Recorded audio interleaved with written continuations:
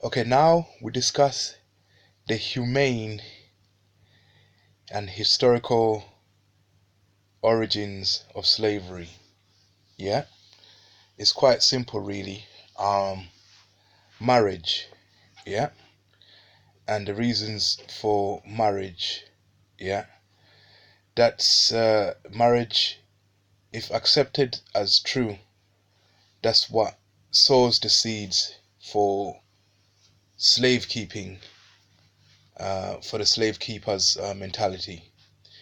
Once you accept that your wife belongs to you as property, you then have no qualms accepting another human being as being your property. So, if marriage is the humane way of doing things, so is slavery. Why is that?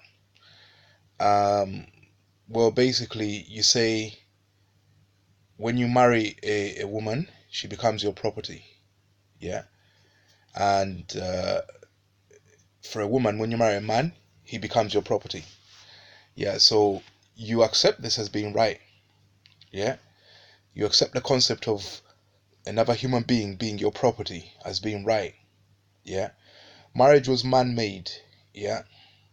In the original story of creation, marriage did not exist in the form that it later became. Yeah. This is one of the concepts that was added into the Bible by people promoting their culture. Yeah. Because when I look at my personal experience with the Lord, He never wanted us to consider ourselves to be people who own others. Yeah. This was added in by those who are promoting the religion.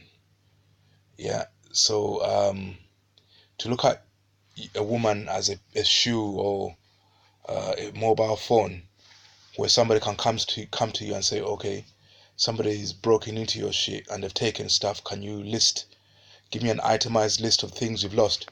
I lost my shoe, I lost my mobile phone, lost my wife. I mean, you can't accept looking at a human being as property.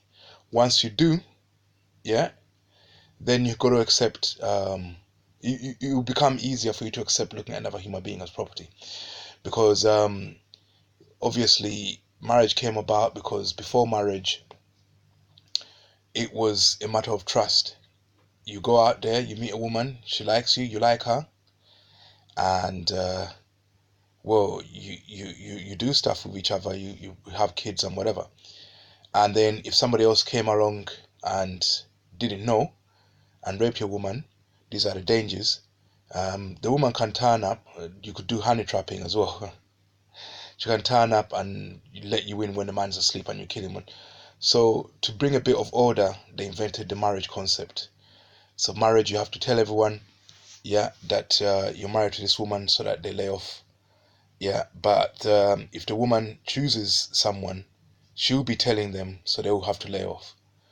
Yeah, so if they don't respect the woman, then um, they'll take the woman, and when the man turns up, they'll say, well, you never told us. But if the woman told you, why don't you respect the woman if she tells you? Yeah, if she knows who she's with, she tells you, you respect that.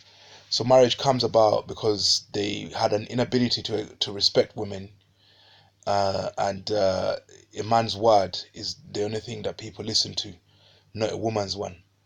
So then you say, okay, they appeal to the woman and say, well, men will keep raping you if you don't tell them who you're with. Yeah, if the man that owned you, that's with you, doesn't tell him who he's with, yeah. But then when you disrespect men, you still end up raping the woman, taking her against her wishes. So marriage is not as sound as it used to be, and now all kind of things can get married. So it's man-made. The Almighty allows animals to marry, uh, same sexes to marry, because that's not something He invented. That's something we came up with. So it's got nothing to do with Him. We're the ones who conceptualized it from having a sex society, and came up with the right way of doing things. But to have it as the woman belongs to the man, yeah. This also allowed other individuals to have the same reason. Say, look, we're being attacked here.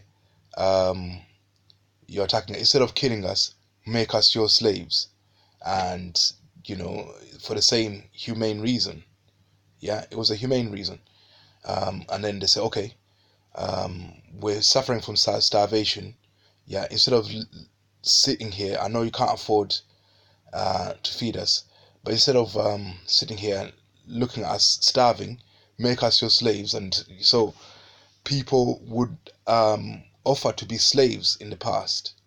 Yeah, and it is your humanity, yeah, that they played upon. Yeah, your morality. You can't let people starve. You can't kill them.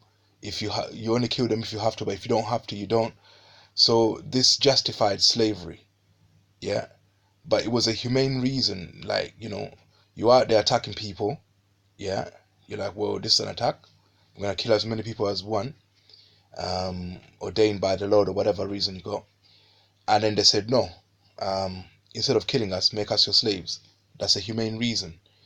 Yeah, but once you know marriage as something that's humane, you're more likely um, to fall for those reasons. You could be saving someone who's just playing possum, waiting for you to put your guard down to usurp you and conquer you.